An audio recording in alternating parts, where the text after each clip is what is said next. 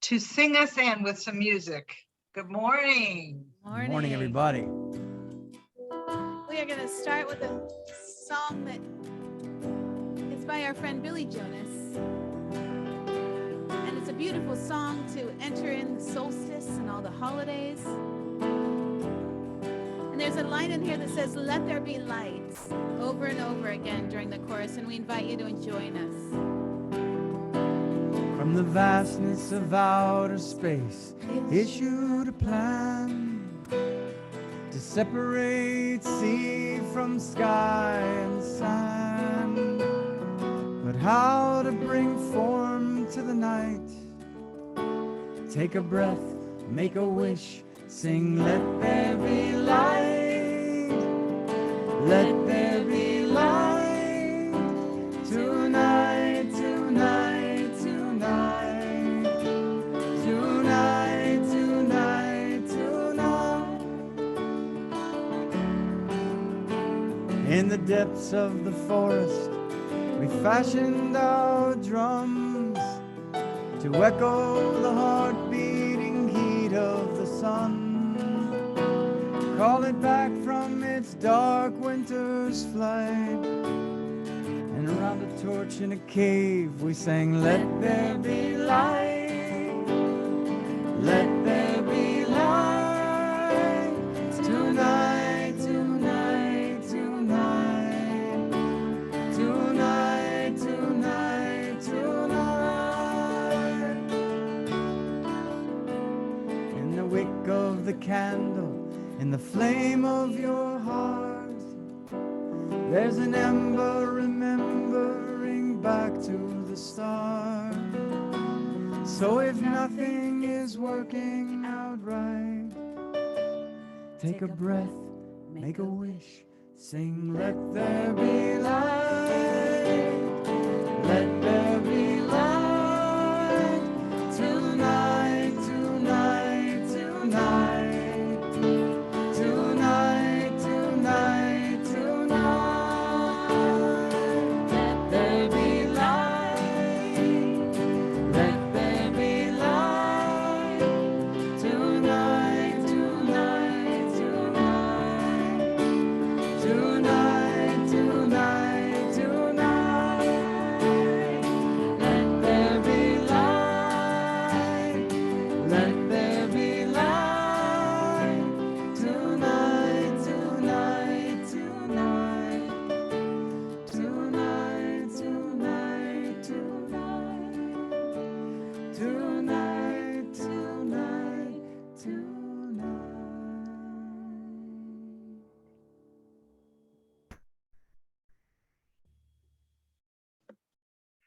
Oh, that was lovely. And so in keeping with our holiday season. Beautiful, beautiful. Thank you, Levins. I would like to invite our practitioner of the day, Ralane Clarke, who's going to do our opening prayer for us. And actually, she has kind of a special little thing she's doing today. So I'll let her explain. Welcome, Ralane. Thank you. Okay, so let's just feel the presence of spirit, feel the presence of light. As we just breathe together, we feel God in this very moment, and the peace and the ease and the love that we share with each and every one of us together here in this moment as one.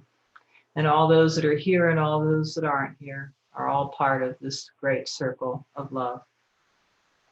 And as we feel the presence of spirit, we know that this service this morning is just absolutely wonderful and just perfect in every way. And I know that the music is great, and the words and the wisdoms that Reverend Michelle shares are equally as great. And each and every one of you are equally great. And so this is good and very good. I'm so grateful. And I release this prayer into divine law, knowing it is already so, and so it is.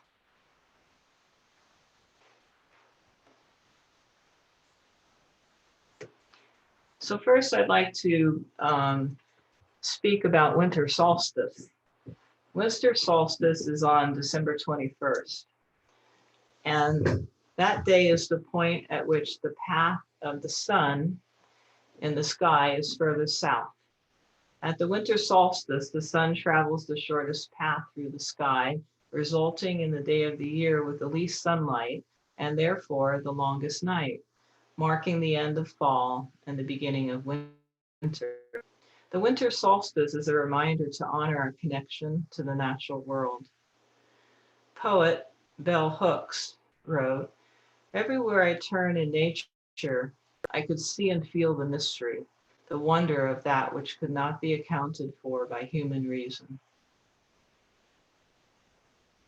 Winter solstice is a time to slow down and go within, reaching for more of a connection and understanding of myself, my divinity, our land and trees and animals and Mother Earth.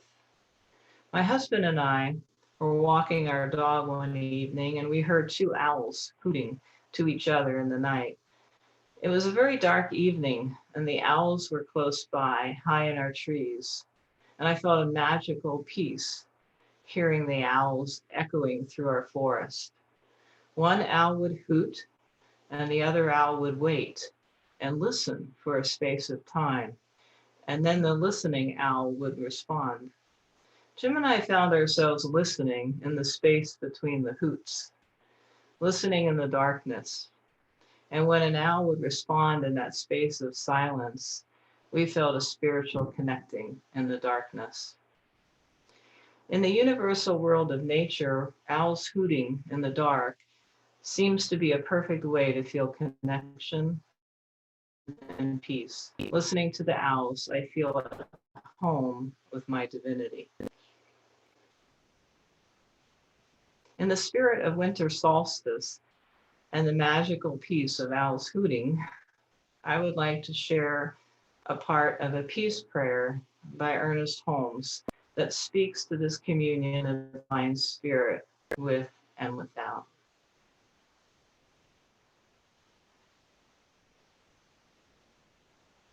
Spirit unites everything with itself. You can close your eyes if you'd like. Revitalizing all with the energy of its own being, creating everything through its own divine imagination, surrounding everything with peace and quiet and calm. I am one with this deep, abiding peace. There is nothing to be afraid of. There is nothing to be uncertain about. God is right where I am, and I am at peace with myself. I am at peace with everyone around me. I'm at peace with the world in which I live. And I am at home with the divine spirit in which I am forever immersed. Let's have a moment of silence now.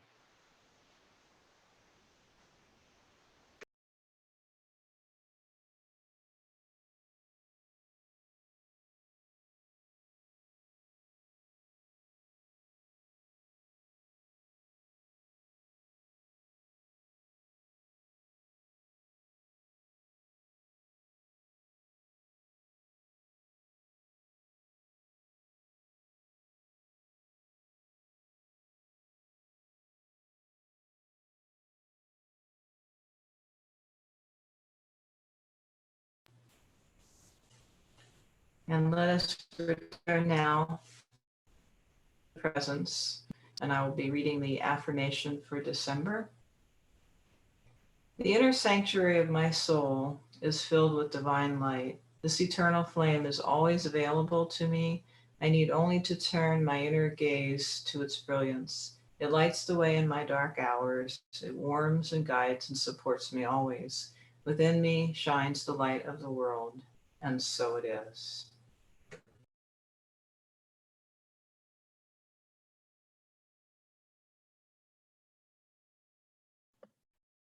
It was beautiful, Ralane. Thank you. And the Levins are going to honor us with some more music.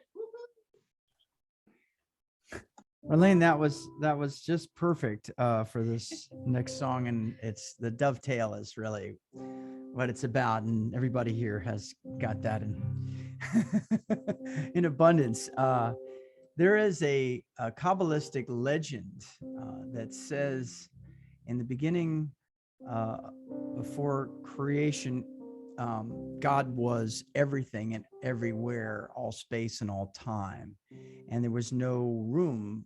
And God literally pulls back to create room for the universe, and for us.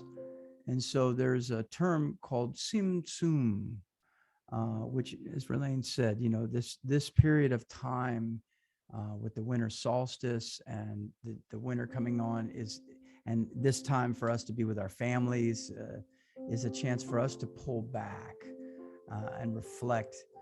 And so the idea is it's a mirroring. When we pull back, when we create space, we make room for each other, we make space for family, we make space for divinity to move into that space.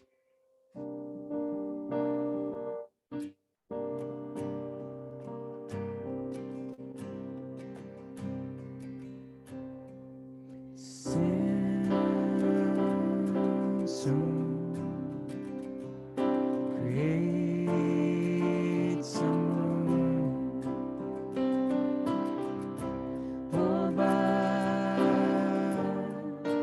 Let something else be.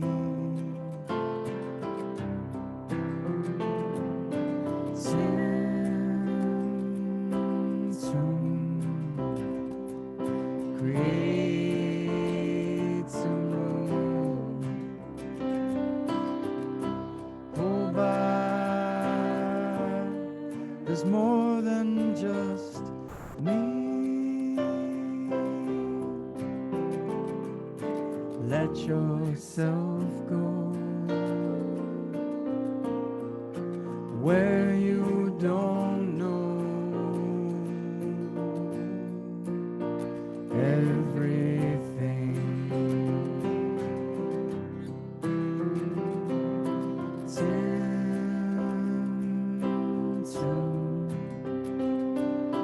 Create some room. Hold back. Let something else be.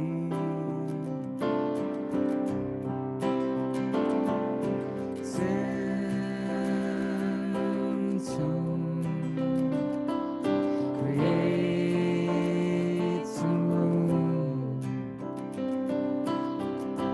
Hold back. There's more than just me. Let the silence bring the answer to all things.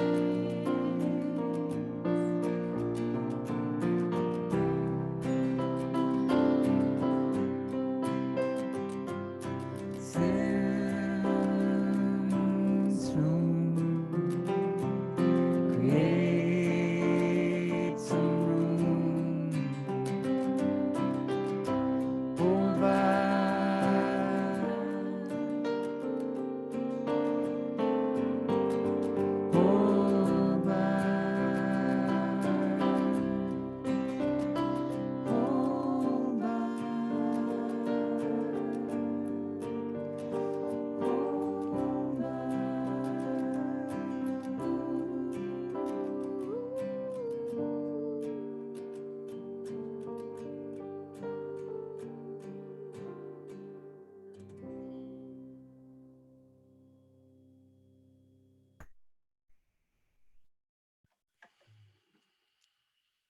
Oh, that was beautiful. What a lovely way to move into the message. Thank you so much. I really enjoyed that. Ah, so good morning.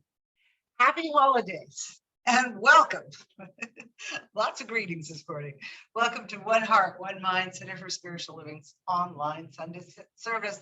Thank you, the Levens, for the beautiful music. Thank you, Ralane, for your lovely honoring of the winter solstice. And that story about the owls really touched me. So as we get close to the end of the year, the end of a cycle, recognizing the cycles of the natural world kind of encourages us to take time to pause and to honor what's come before, no matter what it looked like and no matter what it felt like, so that we can use the experience that we've gained to move forward into renewal. The gift of the new journey, the gift of a new journey, which is, of course, this morning's message. And the message follows the meaning of the winter holidays by design. The winter solstice, as we've just heard from Ralane, recognizes the natural world. It goes into rest and rejuvenation as we prepare for a new cycle and are able to see the promise of spring on the horizon.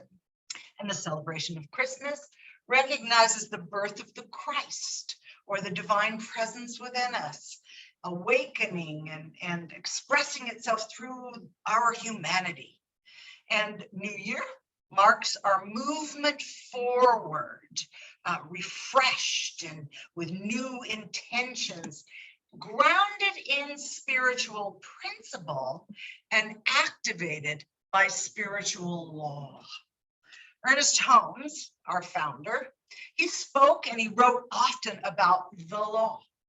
And I want to pause here for a moment to clarify, a moment of clarification or clarity.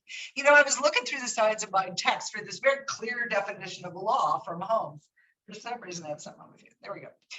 And I realized again that we are a wordy bunch.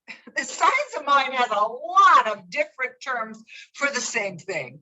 And it can be a bit confusing sometimes. Holmes used the term God often, meaning the one life, power, and presence, but he also used the thing itself, mind, spirit, and other terms for this presence. He used different terms for the law of mind, creative law, the universal law of mind, and on and on. And frankly, it can be a little bit confusing. So just to clarify, there is one presence, let's call it God. And God moves into expression through law. You know, we conveniently divide up these different aspects of the divine presence for our own understanding. But the truth is, it's all one. Everything is happening within the activity of the one life, the one mind. And yet there are different natural laws that bring this intelligent order, harmony, and balance into our world. So, okay, now that we're clear, let's go back to law. Holmes defines law in the glossary of the Science of Mind text. I think Jim's going to post that in the chat if you want to read along, but he defines it in this way. Mind, action. I think action is really the key word here. The creative mind of spirit is the great mental law of the universe. It is the law of the spirit. It is the universal law of mind. See what I mean? The law of mind and spirit must, and here's really the important part, the law of mind and spirit must be understood if they are to be consciously used for definite purpose. Consciously used for definite purpose. That's what we want to do. Holmes is talking about the spiritual or the natural law that activates spiritual principle in our lives. So, for example, love is a spiritual principle. Science of Mind teaches that love is the self-givingness of spirit expressing itself in and through all of its creation. Love is the principle, and law moves it into action. Here's the caveat. Law moves it into action to the degree that we participate with law. So we express the spiritual principle of love by aligning with love, going within. We did this in our meditation before the service, feeling the resonance of love. Remember last week I talked so much about vibration and resonance. creating an internal environment of love. And love then must be stronger than anything else we're feeling or we come into contact with in our outside world. Love must become our state of being. And then love grabs a hold of it, says, okay, I get it. And it brings it into experience in our life. We call that a demonstration. And a demonstration is really just an answered prayer.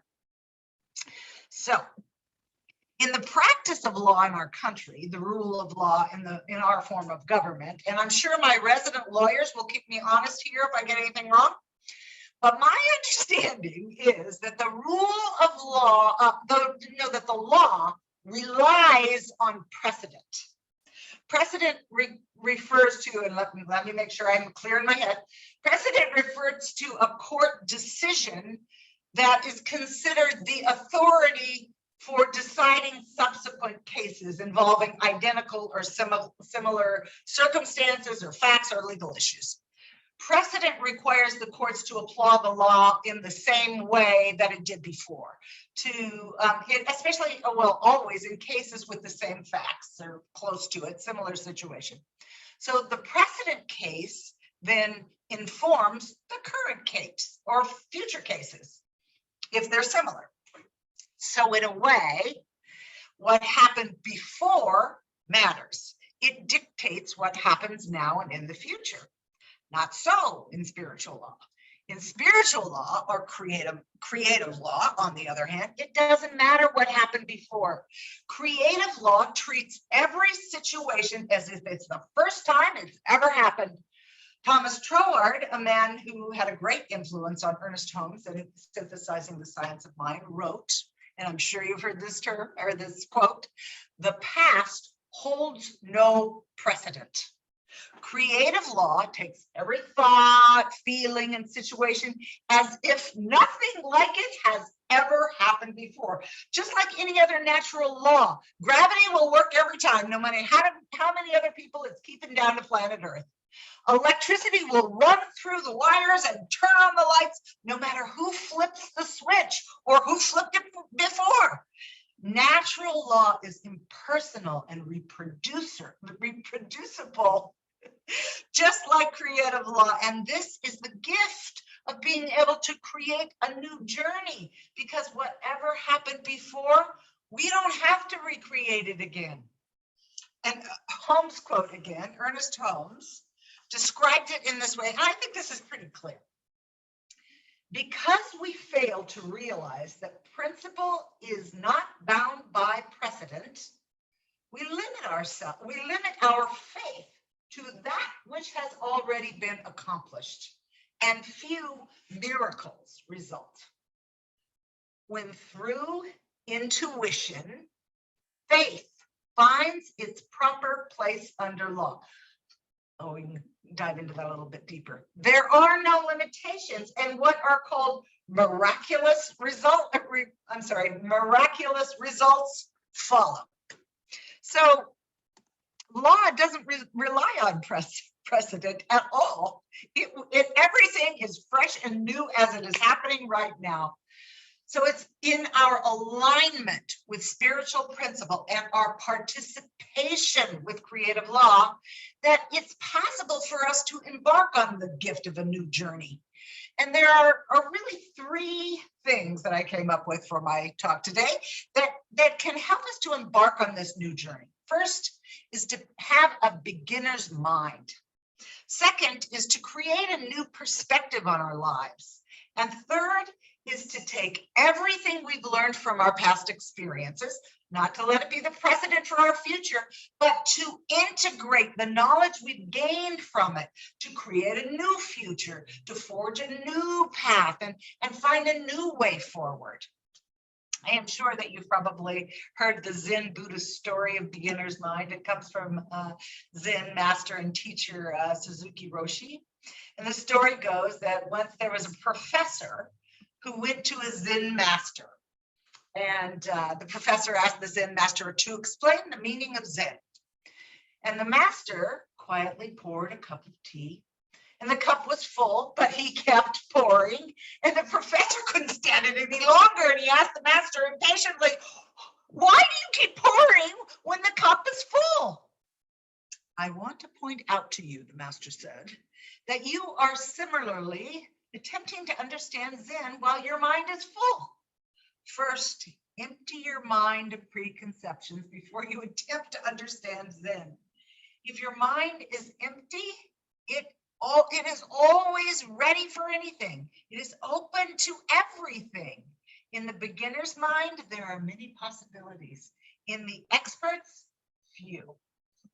I love that idea of just being open and ready.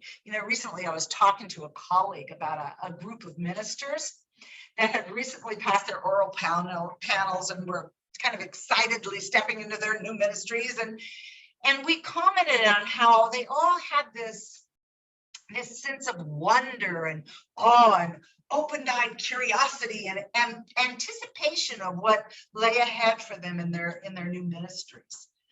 And we came to the conclusion that it is possible to keep that sense of open at the topness as we mature in our ministries. But here's the thing, it takes a clear dedication to principle, to that principle of newness and staying open and an unshakable faith in the law. And this is true in any area of our lives. When we have a steadfast focus on what is possible, rather than being kind of boxed in by our past experiences, old thoughts and feelings and patterns, then we can create something fresh and new and good. I was thinking about this, and take the idea of beginner's luck. I've always been fascinated with beginner's luck. Why is there beginner's luck? So beginner's luck is when someone is unfamiliar with something like a game or an activity, and they either win the game or get the activity exactly right the first time, even though they've never done it before. And I believe it's because they have absolutely no preconceived idea, no precedent of the difficulties or the challenges inherent in the activity. They just go in believing that it can be done, and they do it. They have no precedent for the activity at all.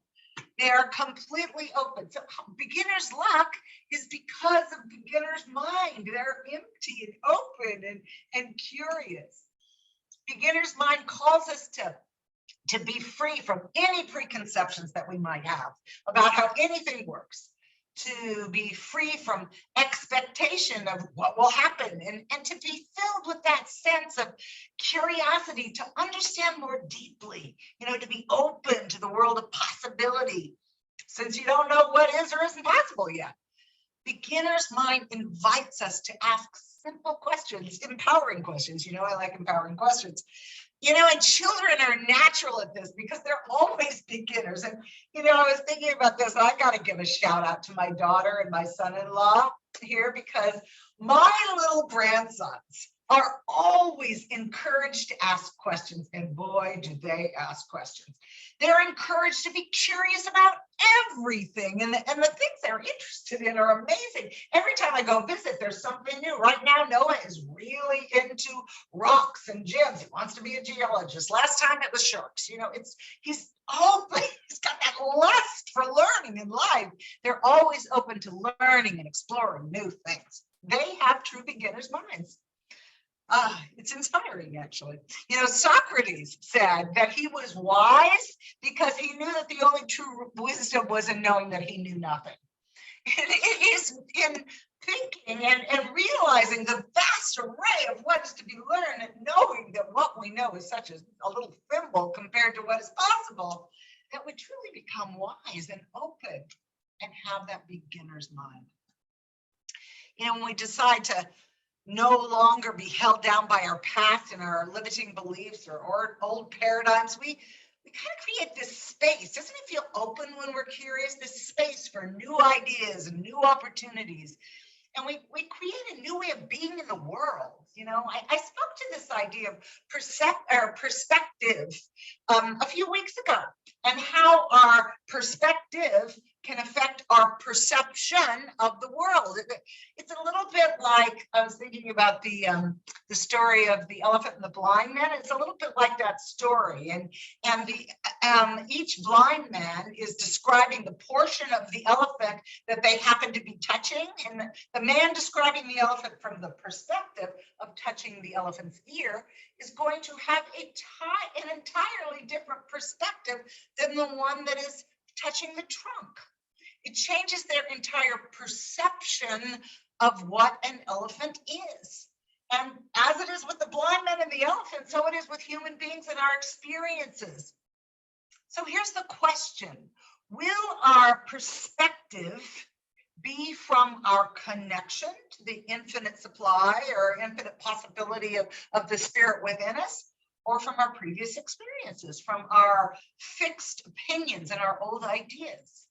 Where will we stand? From what perspective will we see our lives?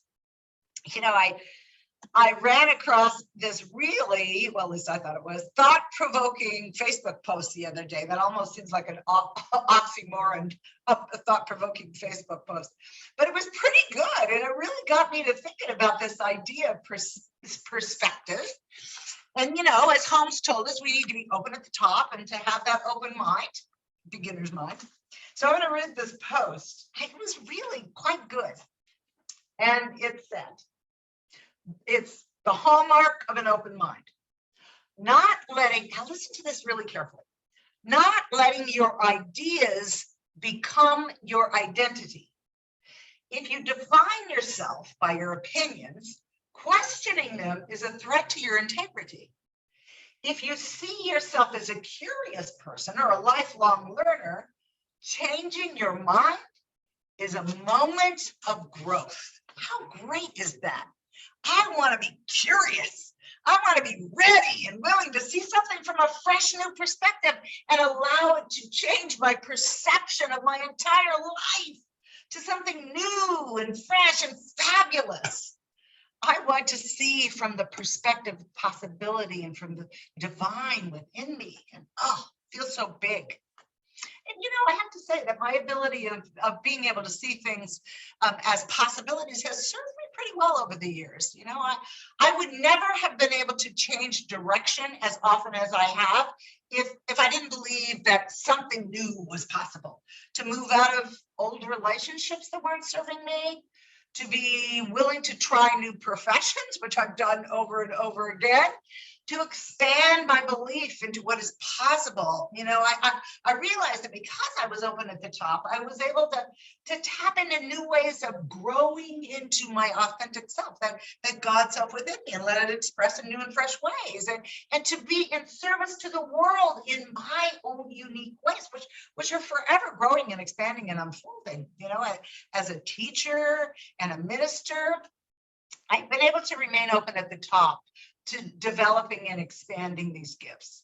So I'm grateful, that I listen to Spirit's whisper in my soul, and if that was possible for me, and it still is, then I know it's possible for you too, because I'm not special. I'm just a regular old person. So if it's possible for me, surely it's possible for anybody else. So let's take a deep breath. I feel like I'm talking a little. So then, as we move into a new cycle with a new year, maybe now is the time to put our gifts and our new ways of being into service for ourselves and for the world, and to do it with an attitude of gratitude and kind of an innate excitement and vigor that comes from Spirit itself. I'm a firm believer in the idea that the world needs what you have to offer. So I'd like you to ask yourself, as we move into 2022, what area of your life is seeking to be renewed and revitalized with a fresh new perspective? What new intention do you want to focus on bringing into action through law in this new year. You know, I am not and never have been a great believer in New Year's resolutions. I always think that just sets you up for failure. But I'm all in with setting new intentions. Intentions based in spiritual principle and then activated by creative law until they demonstrate themselves in our lives. And we are so blessed to have at our disposal a powerful spiritual tool. Science of Mind teaches us spiritual mind treatment or affirmative prayer. It's such a comprehensive spiritual tool. You know, it grounds us in spiritual principle and it activates that through law and it throws in a dose of gratitude to move us over the threshold. And quite frankly, I have seen some amazing demonstrations with science of mind, with spiritual mind treatment. So many S's. So if you don't know how to do spiritual mind treatment, and probably most of you do, I'd be happy to teach you. There's so much information about it in the Science of Mind book and all of it. So let's take another deep breath. So now that we've let go of our past and grounded ourselves in spirit to create a fresh, new, open perspective and to change our perception of life, we can't just pretend that the past didn't occur, you know, that we haven't traveled through so much. Now, that's just not going to work. Our path to creating a new journey is to completely embrace the past, embrace all the joys and the delights, all the little gems that we've collected, and all the pain and the suffering and the struggles and challenges that we walk through, the whole darn lot of it. And sometimes it takes a little while for us to be able to feel it all. You know, it kind of bubbles up in little spurts, you know, when we're triggered by something. But we must feel everything. And the things that we've unconsciously pushed down because we really don't want to look at them, we'll pick up from time to time. And our job is to welcome them in. You know, there's an old Science of Mind saying that says, what we can feel, we can heal. And that's true, as long as we're willing to embrace it. What we can feel, we can heal. You know, we can know Science of Mind principle intellectually. We can know any spiritual principle intellectually. But to apply it and live it, we're called to integrate all our experience, integrate all of it into that moving forward. You know, forgiveness is a wonderful practice to use here. But we must integrate the experience and the knowledge we've gained from our past, not as precedent, but as wisdom to lead us into the next leg of our journey. And we can always tell when we're really done with our healing work or the work of integration, because we no longer have that emotional charge about something or someone or some incident. You know, we simply acknowledge what happened. And eventually we may even be able to find something to be grateful for in it, you know. And that's how we begin. By that letting go, we begin to create new patterns and new ways of being and new ways of living that are healthy and life affirming.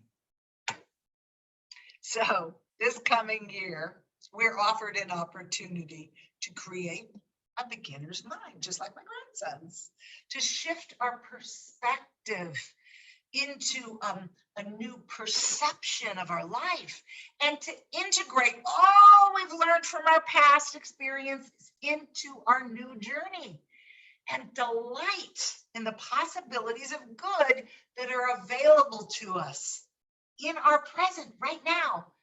And we can carry that into our future.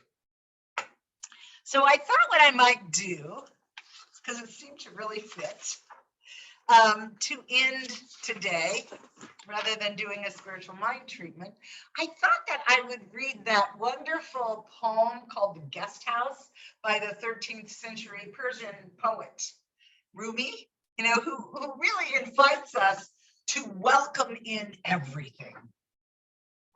He wrote, "This being human is a guest house. Every morning, a new arrival, a joy, a depression, a meanness, some momentary awareness comes as an unexpected visitor. Welcome and entertain them all.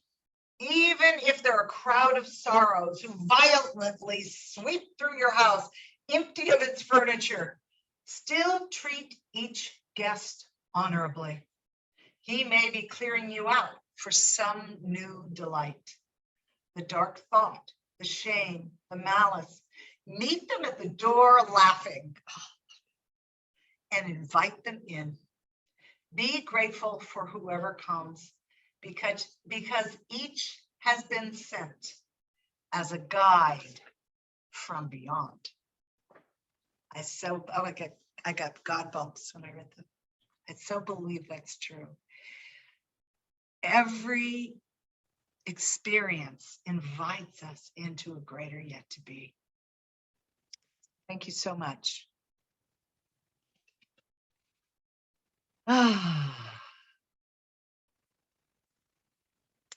So let's see. It is our time for conscious giving. Lisa, you are giving the benediction today, and I'm wondering if I can invite you to walk us through our time of sacred giving. You're muted, sweetie.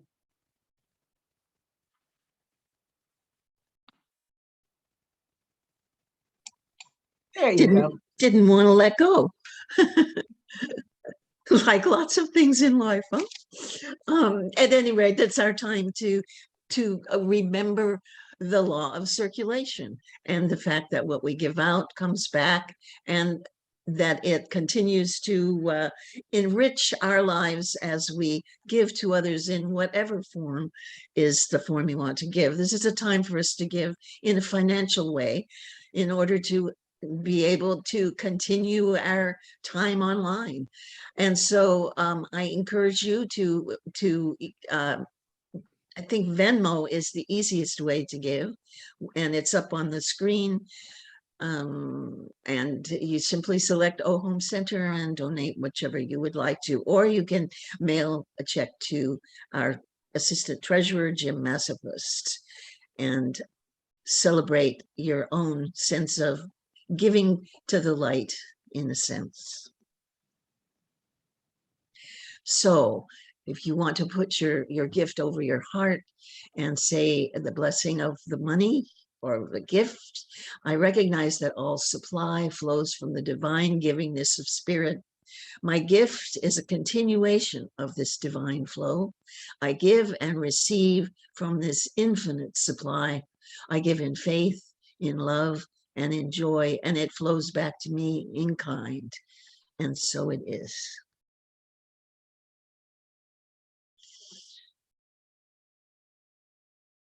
So Thank you so much, Lisa. That was wonderful. Leslie, do you want to, or Robert? I don't know who wants to do the announcements today. I don't have my finger on that bit of information. Monday evenings at 6 is our group prayer that we do, where we get together in silent prayer and we pray on the characteristics we would like to have expressed in our center. And then Tuesday evening is our Christmas service that we're having, where we're going to have joy and prayer and Christmas celebration. And that's at 6 o'clock. And then on the 29th, we're having a guest in the form of Rabbi David Laszlo, who tells us there's a lot of mysticism and inspiration and misinformation about Jesus. So he's going to be filling us in on some of that information and the history of the Jewish church. Thank you. I don't know if anybody else has, I don't have anything else. Tomorrow night should be fun. All of the practitioners have different readings and we're going to have some music. It should be fun. Just an hour, just to get together. Lisa, we're ready for our benediction then. You want the benediction before the singing? Yes? Yes. Okay. All right. Well, let's all draw back together in our circle of love in the presence, in our connection to the presence. And I wish to express my deep gratitude for the blessings of this service and for the remembrance of looking at this time in relationship to the solstice, which connects us with heaven and earth.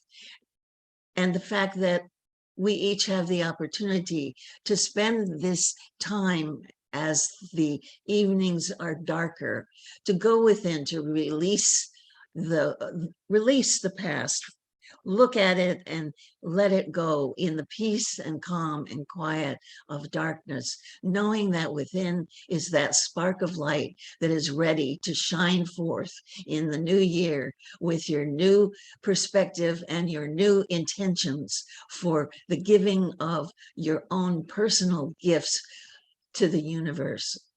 And so I release my words into the law, knowing it is done by saying, and so it is. Beautiful, Lisa. You managed to cover the entire talk in like just a few sentences. I try. Thank you so much. All right, the Levens are going to sing for us one more time. Welcome, Levens. Yay. Well, this has just been amazing. It's been absolutely wonderful to be inspired by everything that everybody is saying. I mean, the flow is just so beautiful.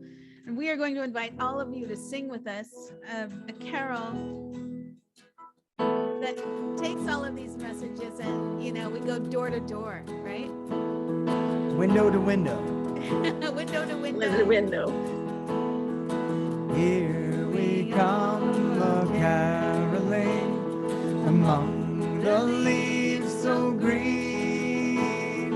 Here we come a-wandering, so fair to be seen.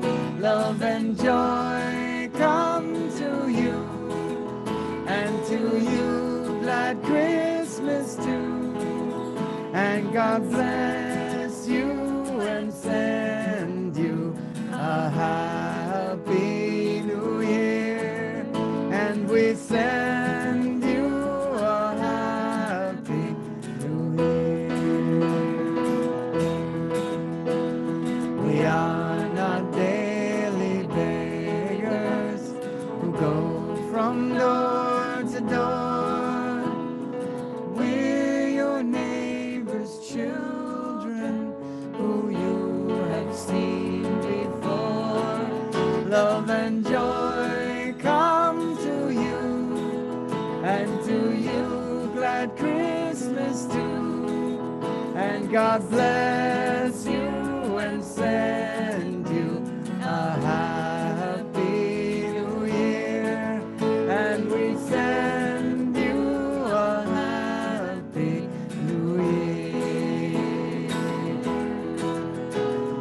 Bless the master of the house, likewise the mistress too, and all the little children around this table true.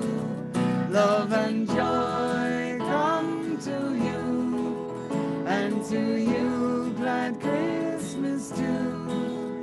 And God bless you and send you a happy new year.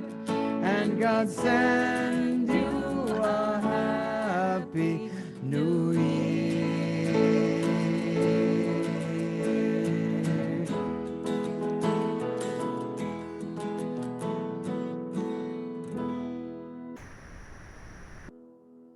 Huzzah!